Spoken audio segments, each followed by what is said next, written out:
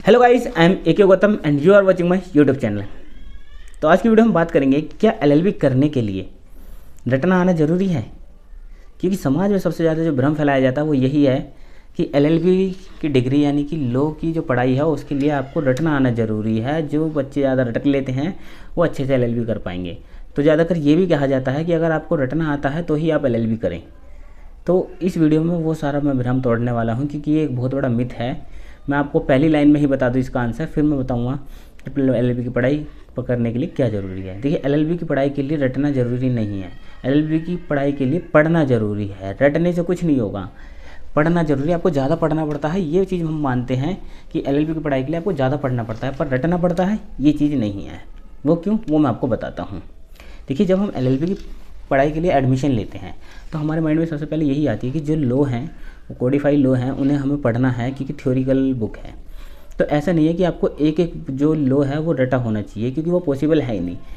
इतने सारे लॉ हैं कि हर लॉ स्टूडेंट को भी पता भी नहीं होंगे कि कितने सारे लॉज हैं। काफ़ी सारे एक्ट तो छुपे हुए होते हैं जो पता नहीं रहते।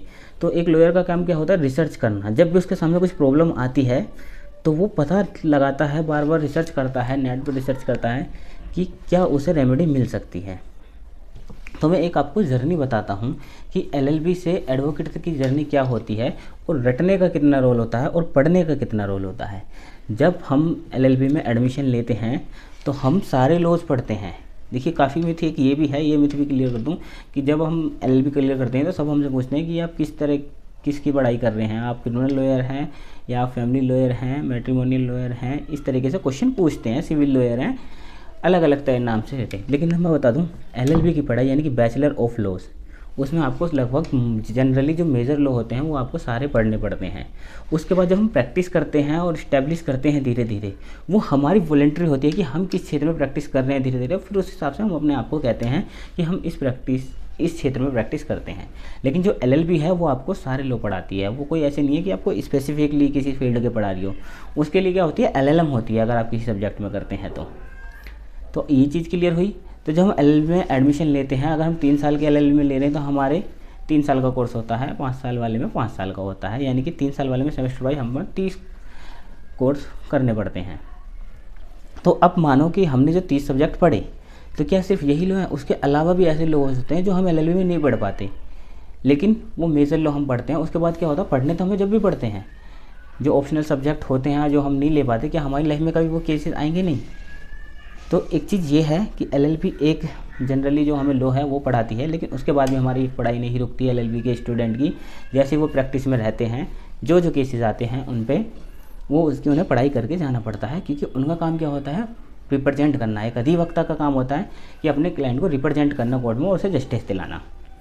तो अब एक चीज़ सोचने वाली है, हर लॉज में जैसे कि हम बात करें कि हमारे कॉन्स्टिट्यूशन में ही इतने सारे आर्टिकल हैं, हमारे बीएनएस में इतने सारे सेक्शन हैं, हमारे प्रॉपर्टी एक्ट में इतने सारे सेक्शन हैं, कि सारे सेक्शन याद हो पाएंगे? तो वो पॉसिबल नहीं है। लेकिन हम एलएलबी की पढ़ाई में इस चीज़ को समझते हैं कि हमारी कौन सी प्रॉब्लम का सॉल्यूशन कहाँ मिलेगा। जैसे हमें पता है कि प्रॉपर्टी से डिस्प्यूट अगर कोई हमारे सामने आता है तो प्रॉपर्टी एक्ट में मिलेगा। जब भी हम कभी केस में जाएंगे तो हम दोबारा उस केस को उठाएंगे। हमें पता है कि हमें मानो रेप का केस आया तो हमें पता है आईपीसी में हमें कौन से चैप्टर में ये वाला रेप का केस मिलेगा, और उसमें हम सिचुएशन के हिसाब से उसे दोबारा रीड करेंगे। मतलब हम एक सेक्शन को दोबारा रीड करते हैं, दोबारा पढ़ते हैं, और हर बार नई नई चीज़ें निकालते हैं।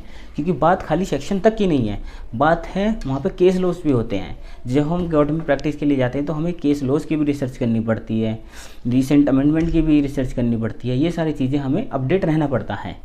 तो एलएलबी क्या है, ज़्यादा पढ़ने का खेल है। आप जितना ज़्यादा पढ़ेंगे, जितना ज़्यादा अपडेट रहेंगे। ऐसा नहीं है कि आपने 3 साल में जो पढ़ लिया और रट लिया तो आप एडवोकेट बन गए, उससे नहीं होगा। आपको रोज़ पढ़ना पड़ेगा, आपको रोज़ की चीज़ों से अपडेट रहना पड़ेगा, क्योंकि लॉ के साथ साथ जजमेंट आती हैं। जजमेंट में क्या बोला गया वो देखना पड़ेगा, उस हिसाब से चीज़ें बदलती रहती हैं लॉ में।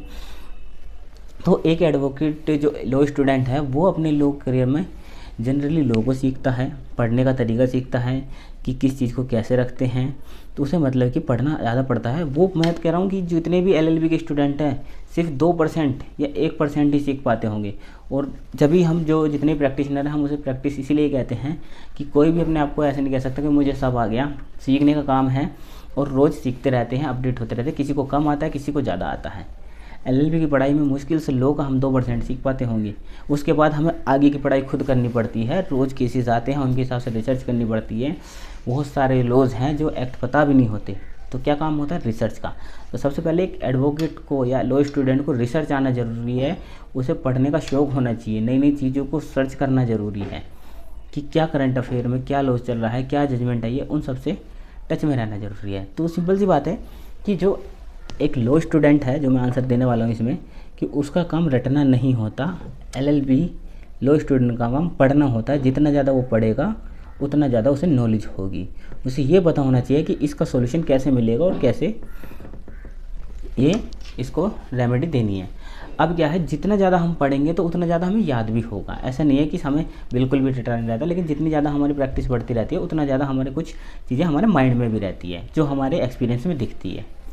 क्योंकि जब हम पढ़ते हैं तो ऐसा, अगर मानो हमें रटना होना ज़रूरी है तो हमें जज के सामने बुक ही ना खोलनी पड़े। लेकिन जब हम जाते हैं केस की तैयारी करके तो हम पूरी किताब लेते हैं। हमें जितनी भी किताबों की ज़रूरत है हम उतनी जज के सामने लेके जा सकते हैं, हम खुद दिखाते हैं। इवन जज को भी जब हम सेक्शन बताते हैं कि हमें जो रेमेडी है इस सेक्शन में ऐसे ऐसे मिलनी चाहिए, तो हम जज को वो सेक्शन पढ़ के बताते हैं और उसे भी बुक में दिखाते हैं कि ये लिखा हुआ है। ऐसा नहीं है कि जज को भी, जो जजेस होते हैं उन्हें भी पूरे सेक्शन याद नहीं होते। तो रटना ज़रूरी नहीं है, सेक्शन की समझ होना ज़रूरी है, पढ़ने की समझ होना ज़रूरी है कि जो आप पढ़ रहे हैं उसका मतलब क्या है। जजेस का काम क्या होता है, इंटरप्रिटेशन निकालना, और लॉयर का काम भी होता है कि उस इंटरप्रिटेशन को बताना कि ये हमारी इंटरप्रिटेशन ये है। तो जज उसे वो करता है क्लैरिफाई कि इस लॉ की ये क्लैरिफिकेशन है, ये इंटरप्रिटेशन होगी। तो क्या काम है, एलएलबी के लिए रटना ज़रूरी नहीं है। अगर आपको पढ़ने का शौक़ है, आप मेहनती हैं, हार्ड वर्किंग है, आपको रिप्रेजेंट करने हैं केस, तो आपकी स्किल्स मैटर करते हैं कि आपको किस तरह की स्किल्स हैं। आपको पढ़ने का शौक़ है, रिसर्च करने का शौक़ है, तो आप डेफिनेटली एलएलबी कोर्स को करिए और आपकी जो प्रैक्टिस है वो आगे चल के अच्छी होगी। रटने से कुछ नहीं होगा। तो समझे आप, आपको पढ़ना आना चाहिए, समझ में आना ज़रूरी है, तो आप एक अच्छे एडवोकेट बनेंगे। तो ये सारा जो मिथ है वो मैंने दूर करा इस वीडियो में, जो कि लोगों के बीच में चलता है कि एलएलबी के लिए रटना आना ज़रूरी है एक एक सेक्शन। क्योंकि बाकी लोग इस चीज़ पे जजमेंट भी करते हैं कि आपको ये सेक्शन याद होना ही चाहिए। ज़रूरी नहीं है कि होना चाहिए, कि ये है कि मैं इस सेक्शन को पढ़ रहा हूँ, आप इस सेक्शन को पढ़ें, मैं एडवोकेट हूँ तो मैं इस सेक्शन को एक्सप्लेन अच्छा कर सकता हूँ। आई होप गाइज आपको इस वीडियो में पता पड़ा होगा कि अगर आप एलएलबी करने की सोच रहे हैं तो इस मिथ से दूर रहिए कि एलएलबी करने के लिए रटना ज़रूरी नहीं, पढ़ना ज़्यादा ज़रूरी है। तो अगर आप पढ़ना चाहते हैं, एलएलबी करना चाहते हैं, आपका इंटरेस्ट है, तो आप एलएलबी करिए और खूब मेहनत करिए। आई होप गाइज आपको ये वीडियो अच्छा लगा होगा, and thank you guys for watching this video.